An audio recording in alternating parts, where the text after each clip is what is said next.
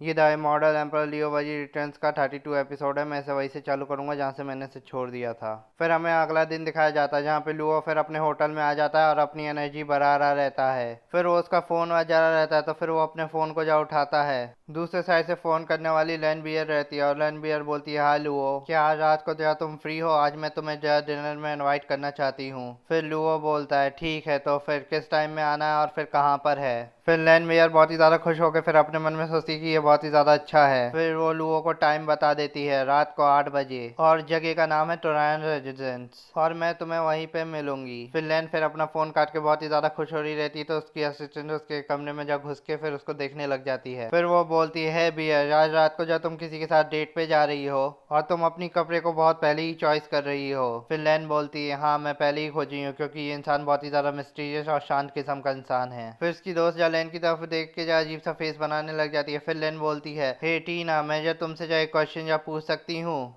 और मैं उसे अपने पहले डेट में ही बता दूं कि मैं उससे प्यार करती हूँ तो वो मुझसे हाँ बोलेगा क्या? फिर उसकी दोस्त ये बात सुन के बहुत ही ज्यादा चौंक जाती है और फिर बोलती है कि मैं क्रेजी हूँ या फिर तुम बहुत ही ज्यादा क्रेजी हो? फिर वो उसके सर में मारते हुए बोलती है, और तुम land bear the national goddess, और तुम जो रिजेक्ट होने से बहुत ज्यादा डर रही हो? फिर लैन बोलती है, टीना जरा तुम मेरी बात तो सुनो, अगर कोई और होता तो मैं इतनी कॉन्फिडेंट तो हूँ ही कि मैं उसे खुद ही संभाल लेती, और ये इंसान बहुत ही ज्यादा अलग है। फिर उसकी दोस्त बोलती है कि कैसे एक सुपरस्टार किसी एक इंसान के लिए इतना ज्यादा सीरियसली सोच सकती है, और जरूर इस इंसान के पास बहुत ही ज्यादा पैसे होंगे और ये बहुत ही अच्छा दिखता होगा। फिर लैन बोलती है कि मुझे उसके बारे में नहीं पता, और टीना तुम्हें मेरे बारे में सब कुछ पहले से ही पता है कि मैं कैसी हूँ, और मैं इन महंगे सामानों को बिल्कुल भी केयर नहीं करती जब तक वो मेरे साथ अच्छे से रहेगा, और मैं उसके साथ ही रहूंगी भले ही उसके पास पैसे ना हो। फिर उसकी दोस्त लैन की तरफ देख के एक क्रीपी फेस बना के फिर हंसने लग जाती है। फिर वो बोलती है कि तुम ऐसे बोल रही हो जैसे तुम एक बॉयफ्रेंड बना रही हो और तुम एक लड़के को जो अपने पास जा रखना चाहती हो। फिर लैन उसके ऊपर चिल्लाते हुए बोलती है, बिल्कुल भी नहीं, और फिर सीरियस फेस बना के बोलती है, मुझे उस इंसान के बारे में बिल्कुल भी नहीं पता, लेकिन मेरी इंस्टिंक्ट जब मुझे ये बता रही है कि वो कोई आम इंसान नहीं है। और फिर हमें लुओ को दिखाया जाता है जहाँ पे लुओ का लेवल अप हो जाता है। लुओ इधर उधर देखने लग जाता है अपनी शक्तियों से।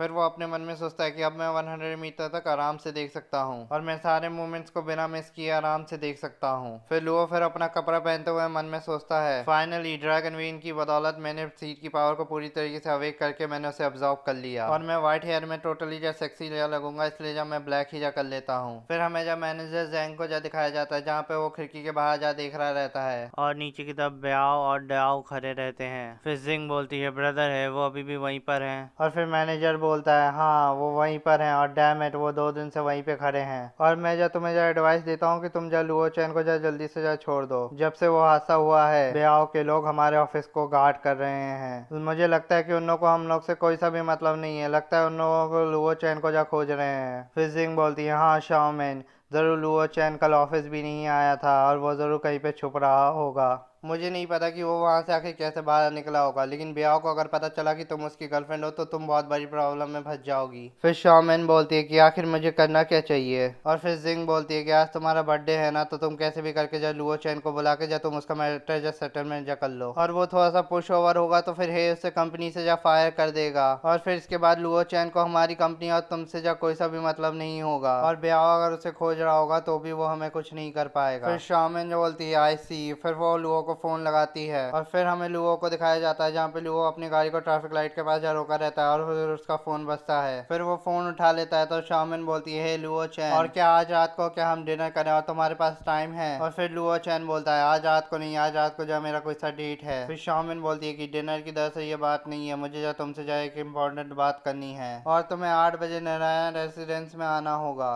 और फिर फोन वो काट देती है। फिर लुओ चैन अपने मन में सोचता है, क्या देना है रेसिडेंस, और ये तो बहुत ही ज्यादा कोइंसिडेंस है, और फिर वो अपना गाड़ी को बहुत तेजी से भगा के वहां से निकल जाता है। और फिर हमें चिन चिन को दिखाया जाता है जहाँ पे वो रात के 8 बजे वो उठ रही रहती है अपने बिस्तर से और वो उसे बहुत ज्यादा शरीर में दर्द दे रहा रहता है, और फिर वो मन में जा सोचती है, जो कल रात को हुआ था वो कोई सा सपना नहीं था। फिर वो अपने चेस्ट में देखती है तो उसके चेस्ट में एक निशान बना रहता है और वो बोलती है कि आखिर ये निशान है क्या? और फिर इसके बाद हमें एक इंसान को दिखाया जाता है जो इंसान गाना गा रहा रहता है और बाकी सब कोई पार्टी बना रहे रहते हैं, और फिर शाम के लिए एक बहुत बड़ा केक लाया जाता है। फिर जिंग जा लुओ से बोलती है, मेन लीड, तुम यहाँ पे खाली हाथ क्यों आए हो? फिर सब कोई लुओ की तरफ देखने लग जाते हैं तो शाओमेन को जब ऑकवर्ड फीलिंग होता है तो फिर लुओ जब शाओमेन के पास जाके जब बोलता है, आज क्या तुम्हारा बर्थडे है? फिर शाओमेन फिर अपने मन में सोचती है कि क्या ये सच में मेरे बर्थडे को जब भूल गया है। और मुझे लगता है कि मुझे और ज़्यादा एक्सक्यूजेस खोजने की ज़रूरत नहीं है। फिर रूही या कहीं से जा बोलती है, तुम्हें मेरे ऑफिस के सारे कोवर्कर्स याद है, लेकिन ये शाओमिन का बॉयफ्रेंड तुम्हें याद नहीं है। फिर लुओ फिर अपने मन में सोचता है कि ये तो ज़रूर हांगकांग बैंक्वेट है। मैं तो जस्ट जैंग शाओमिन का जो इस्तेमाल कर रहा हूँ ये पता करने के लिए कि चिंचान के पीछे कौन खड़ा है, वरना फिर मैं तुम्हें कब का जा छोड़ देता। चलो जाने दो, और आज मैं जा तुम्हें बहुत अच्छी तरीके से जा सबक जा सिखाऊंगा। और फिर वो बोलता है कि जो मैं भूल गया जा उसके लिए जा सॉरी, अगर तुम्हें गिफ्ट चाहिए तो मैं अभी जाके जा ला सकता हूँ। और फिर जिंग बोलती है कि ये मैंने पहली बार सुना है कि कोई अपनी गर्लफ्रेंड के लिए आखिरी मोमेंट में जा वो गिफ्ट ले रहा है। फिर रूही बोलती है कि यहाँ आसपास में कोई रोड साइड शॉप नहीं है, सबसे बिगेस्ट जा शॉप है, और क्या तुम्हें जब मुझसे जा थोड़ी सी मनी की जरूरत है। फिर शामिन बोलती है, लुओ चैन इसकी कोई सी भी जरूरत नहीं है, दरअसल मैं तुम्हारे साथ ब्रेकअप करना चाहती हूँ। फिर लुओ फिर ओके बोलता है, तो सबको ये बात सुनकर बहुत ही ज्यादा शॉक हो जाते हैं। फिर शामिन जब बोलती है कि लुओ चैन तुमने अभी यहाँ पे क्या बोला।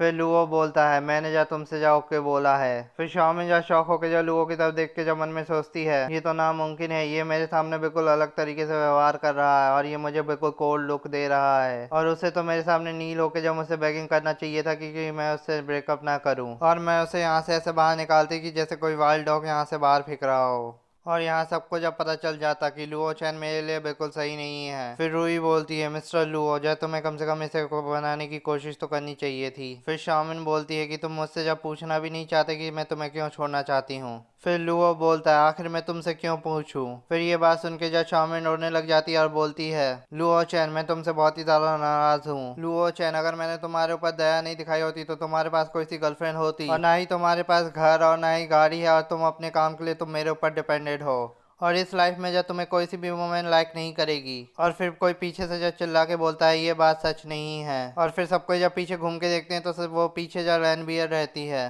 फिर रैनबियर जब गाना गाते हुए नीचे उतरने लग जाती है, और फिर गाना गाते हुए बोलती है कि अगर तुम किसी को चाहते हो तो उसके टेम्पर, उसके इंटेलिजेंट और उसके कैरेक्टर और उसके कल्टीवेशन को पसंद करते होगे, और तुम ऐसे ही किसी को पसंद नहीं कर सकती जिसके पास प्रॉपर्टी, कार, पर्स और ब्रांडेड आइटम हो। फिर मैनेजर जा देख के बोलता है, लैंड बियर। फिर जिंग जा बोलती है, आखिर ये यहाँ पे क्या कर रही है। फिर लैंड जा शाओमिन की तरफ जा देखते हुए बोलती है, वरना फिर ये तो सिर्फ ट्रांजैक्शन का सिस्टम बन जाएगा, और तो फिर हमें प्यार में रहने की क्या जरूरत है। फिर शाओमिन जा लैंड से बोलती है कि तुम आखिर बोलना क्या चाहती हो। फिर लैंड जा बोलती है, लुओ चैन जब मुझे तुमसे जा कुछ बोलना है।